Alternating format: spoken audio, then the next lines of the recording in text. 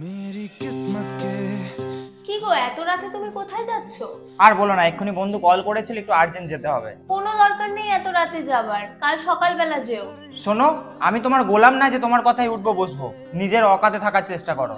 दे मेरा उसे हर कहानी শোনো, আমার একটা আর্জেন্ট কাজ আছে, বেরাচ্ছি, একটু আসতে লেট হবে।